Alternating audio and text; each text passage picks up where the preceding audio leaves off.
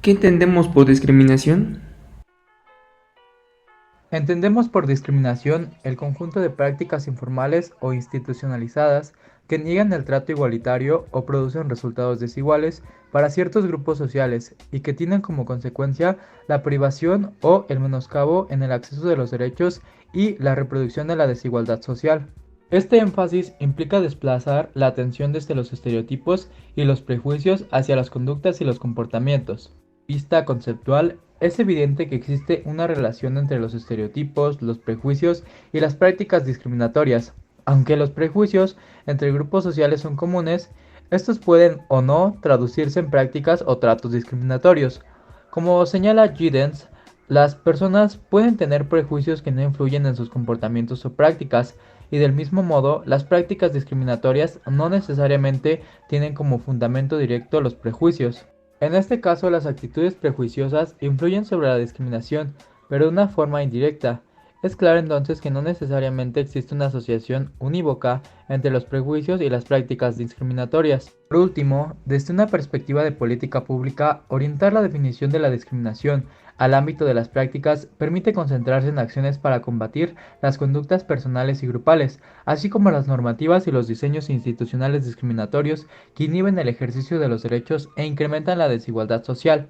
De prejuicios discriminatorios, enfocarse a combatir las prácticas discriminatorias y sus consecuencias, nuestra definición incluye tanto las prácticas informales como las institucionalizadas. Las prácticas informales son aquellas que no tienen un referente normativo en las disposiciones, reglamentos o lineamientos oficiales en las organizaciones o instituciones públicas y privadas. Estas prácticas a veces son llamadas individuales, aunque, como argumentaremos más adelante, el hecho de que sean realizadas por individuos sin un respaldo formal de las instituciones no significa que carezca de un sustento normativo en estereotipos, prejuicios y patrones de conducta prevalecientes en la sociedad, mientras que las prácticas de discriminación institucionalizadas son aquellas que se cristalizan en las normativas de las organizaciones públicas y privadas. El tercer componente de la definición tipifica las prácticas discriminatorias al definirlas como aquellas que niegan el trato igualitario o producen resultados desiguales para ciertos grupos sociales. Esta es la expresión más difundida de las prácticas discriminatorias, la discriminación por resultados desiguales, y refiere a las prácticas que no están dirigidas directamente hacia los miembros de un grupo social, pero que tienen como resultado efectivo la obstaculización en el disfrute de sus derechos u otros resultados desventajosos para los miembros de ese grupo, en razón de la pertenencia del mismo. El carácter estructural de la discriminación. Aunque no existe duda que una forma de combatir la discriminación es promover la concientización y con ello movilizar las voluntades de las personas, la discriminación como problema social trasciende las voluntades individuales. Entender por qué la discriminación es un problema social y no individual es importante por dos motivos. En primer lugar, desde una perspectiva analítica, porque permite entender cuál es el papel de la discriminación junto con otros fenómenos en la generación y reproducción de las desigualdades sociales. Y en segundo lugar, desde el punto de vista de las políticas públicas, porque contribuye a identificar cuáles son los ámbitos institucionales y las esferas de acción para el desarrollo de políticas focalizadas de prevención y combate a la discriminación. Este sustrato en las identidades, la cultura y las prácticas de las colectividades le otorga ya a la discriminación un carácter social. La discriminación forma parte de un orden social independiente de las voluntades individuales, que se caracteriza por la simetría en las relaciones que establecen los grupos sociales. Como señala Rodríguez Cepeda, la discriminación es una expresión particular de una relación política de dominio entre grupos estructuralmente correlacionados.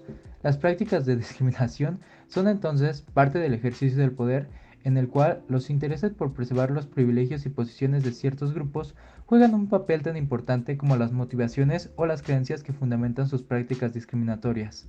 También, mencionando a Rodríguez Cepeda, en un marco teórico para la discriminación, el orden social por el que se apoya la discriminación no es solo producto de la situación presente, sino que además está fundado en prácticas de trato desigual que se han repetido por generaciones y en muchos casos incluso por siglos y milenios. En cuanto a esto, es puntual señalar que el Comité de Derechos Económicos, Sociales y Culturales de la Organización de las Naciones Unidas ha constatado que la discriminación contra algunos grupos subsiste de manera sistemática y está históricamente arraigada en el comportamiento y la organización de la sociedad. Esta discriminación sistemática puede consistir en normas legales, políticas, prácticas o actitudes culturales predominantes en el sector público o privado, que generan desventajas comparativas para algunos grupos y privilegios para otros. La discriminación también adquiere un carácter estructural por su contribución sistemática y persistente a la acumulación de desventajas sociales. Concebir la discriminación como un mecanismo de acumulación de las prácticas discriminatorias no solo afectan a las personas y a los grupos sociales en el momento en el que ocurren, sino que también pueden tener efectos permanentes en el curso de la vida. Para tener efectos significativos, las prácticas discriminatorias no tienen que ser permanentes a lo largo de la vida de las personas. Sin embargo, las pequeñas desventajas iniciales pueden propiciar actos discriminatorios posteriores que generan una nueva ampliación de desventajas y así sucesivamente, formando un círculo vicioso de discriminación y desventajas sociales, del cual las personas pertenecientes a grupos sociales discriminados no pueden escapar fácilmente. ¿Cómo medir la discriminación? Las prácticas discriminatorias y sus consecuencias estructurales. Una vez establecida nuestra definición operativa de la discriminación, pasamos al tema de la medición. En esta sección discutimos algunos aspectos metodológicos generales asociados a la medición de la discriminación y sus consecuencias estructurales. De acuerdo con esto, el componente fundamental de la discriminación son las prácticas. Los esfuerzos de medición de la discriminación deben orientarse justamente a identificar y caracterizar las prácticas discriminatorias. En la justicia penal, la discriminación puede reproducir brechas en las tasas de arresto y de encarcelamiento, desigualdad en la duración de las sentencias y un acceso diferencial a los beneficios de la libertad condicional. Las investigaciones que analizan la discriminación a nivel microsocial suelen concentrarse en la caracterización de las motivaciones a las prácticas discriminatorias a escala individual o grupal. En la discriminación detecta ausencias, vacíos o carencias en las regulaciones y normativas institucionales.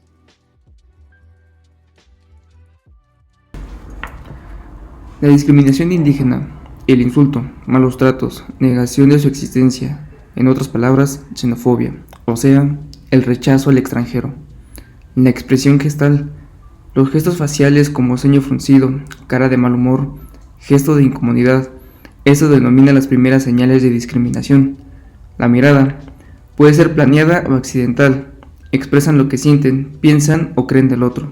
Auditiva, se incomodan por cómo hablan, se burlan, los insultan, pensando que aún no los entienden. Su descendencia no habla bien su lenguaje maternal, solo puede entender un poco a sus padres, pero los papás no permiten que pasen lo mismo que ellos. El color de piel. Hacen menos a las personas por su tono de piel, pensando que el color da un estatus social. Su tipo de vestimenta, que es tradicional, los distingue para mal, pues la gente los rechaza o los hace a un lado solamente por vestir colores muy distinguidos. Los insultos, que son malos prejuicios, con ignorancia, repudio, olvidan su valor como personas, queriendo dejarlos fuera de su espacio social.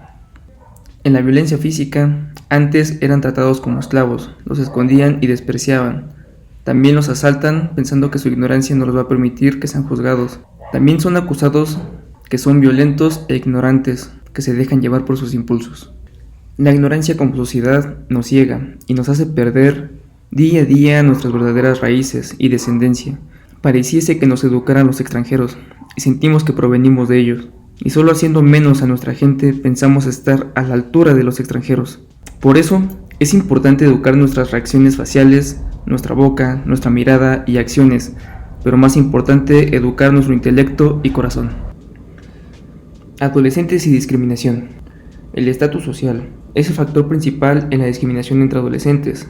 El ansia desmedida del poder y discriminación da por entendida como el trato de diferentes y que da y recibe una persona por motivos étnicos, culturales, religiosos, socioeconómicos, género de orientación sexual, ideológicas y hasta por discapacidades.